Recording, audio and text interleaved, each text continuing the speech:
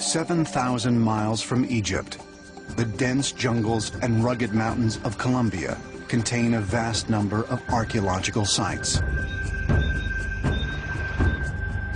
Many treasure hunters believe the legendary city of gold, El Dorado, lies hidden here, somewhere under a thick canopy of trees. While the mythical metropolis has never been found, early in the 20th century, tomb robbers searching along the Magdalena River stumbled upon a gravesite dating back 1,500 years to a pre-Columbian civilization known as the Tolima. Among the funerary objects found there were hundreds of small 2 to 3 inch gold figurines. Many of those looked like insects and fish. However, out of those hundreds that they found, they also found about a dozen that are eerily reminiscent of modern-day fighter jets.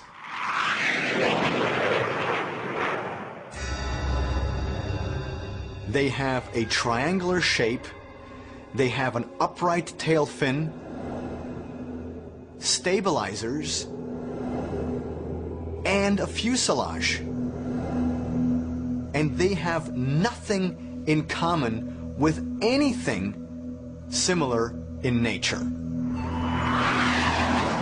Could these gold objects really be proof that Earth has been visited by ancient aliens? One of the objects shows typical swept wings like with a modern aircraft, and if you compare it to something like a space shuttle, you see that the basic wing shape is very similar to wing shapes for high-speed aerodynamic bodies like a space shuttle is.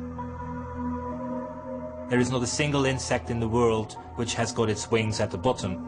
Now, when you exclude the possibility that it's an insect, one of the things which remain is the fact that this is actually, yes, what it looks like, a plane.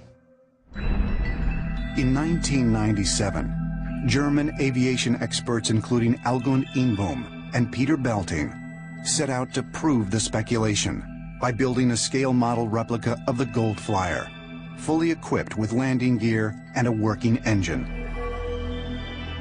It was rather simple because we don't need to put much parts to this shape because this shape is perfect.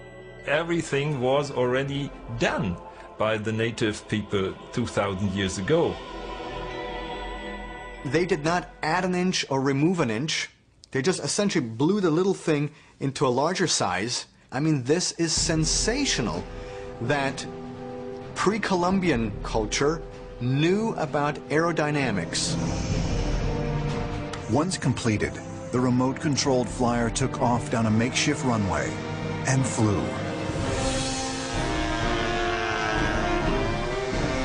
When you see this thing taking off, you really feel that this is the real deal.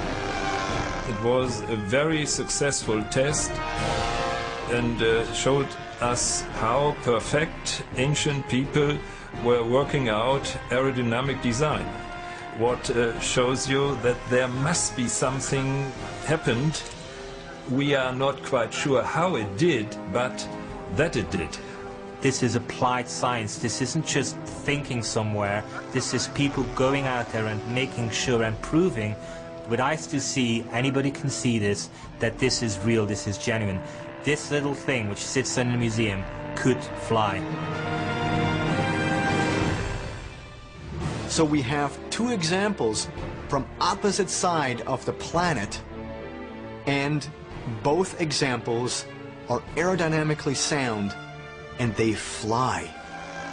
So to suggest that all of this is coincidence, I mean, after a while, even coincidence no longer makes sense. Could the ancients have seen actual entities like ancient gods, ancient astronauts, actually flying around in what amounted to modern aircraft?